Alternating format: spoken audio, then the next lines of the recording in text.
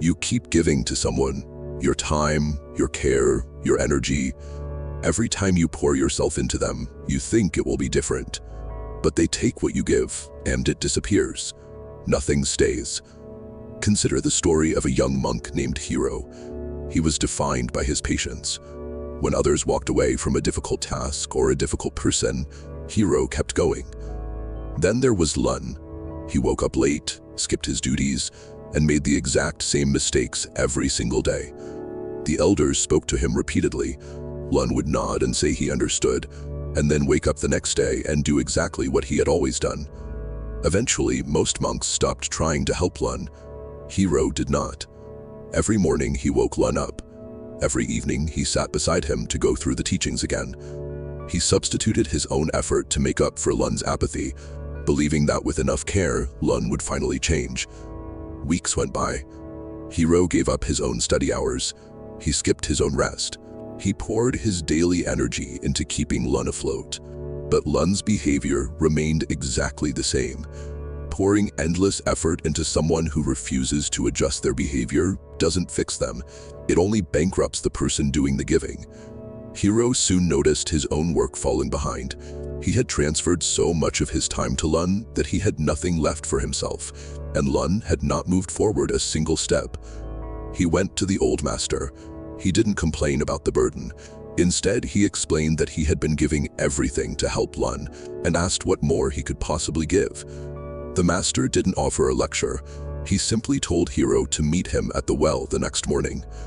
When immense effort yields absolutely zero progress, the solution is never to double down on the effort.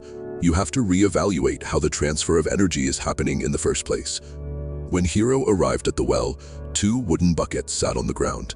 They were the same size, the same color. From the outside, they looked completely identical. The master lowered the first bucket into the well and pulled it up heavy with water. He set it on the ground. The water sat inside, clear and still. The bucket held it perfectly. Then he lowered the second bucket. He pulled it up, full, and set it down. But this time, there was a violent rush of water pouring from a large, jagged hole hidden at the base. In a matter of seconds, the bucket was entirely empty. The master calmly filled that second bucket again. The water poured out. He did it a third time and then a fourth. Every single time, the bucket emptied itself through the hole. Hiro watched as each attempt to fill the bucket ended in the exact same failure. It looked exactly like his daily routine of waking Lun up and repeating the teachings. The act of pouring the water was flawless, but repeating a correct action into a structurally compromised vessel guarantees failure every single time. The master asked Hiro if the water was bad. Hiro said no. That same water had filled the first bucket without any issue. The master asked if the well was too shallow. Hiro again said no. The environment was fine. Finally, the master asked Hiro to look at the ground around the second bucket. The dirt was soaked. Pure, clear water sat hopelessly mixed into thick brown mud. The master asked where all that water could have gone instead. Hiro looked back at the first bucket. All the water soaking into the mud could have easily filled the functional bucket right to the brim. The water didn't choose to be wasted, but when you misallocate your valuable energy to a vessel that cannot hold it, that energy isn't paused or saved for later. It is permanently destroyed. Sitting on the stone edge of the well, the master told Hiro to consider the flaw itself. The hole was there before the first drop went in. The bucket didn't break because too much water was poured. It was broken before the pouring even started. This diagram illustrates exactly what the master explained next. There are people like the first vessel. You give to them, they hold what you give and it fills them. They use it to grow.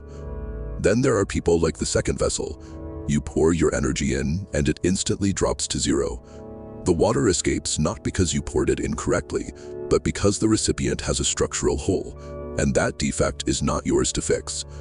The master left Hiro with one final thought. The mistake here is not the act of caring. The mistake is pouring into the exact same broken bucket over and over again and calling it patience. Patience is pouring into something that is actively filling up. Pouring into a void isn't patience at all. It is simply the choice to lose. Hiro sat by the well for a long time, looking at the 2 buckets. The next morning, he did not walk to Lun's door to wake him. Instead, he walked to his own study. He made a choice to fill his own bucket first. From that day on, whenever he had excess water to give, he actively looked for the buckets that could actually hold it. Take a look at where your time and care are going right now. Identify the broken buckets in your own life. Your energy is finite, so protect what you give and save it for the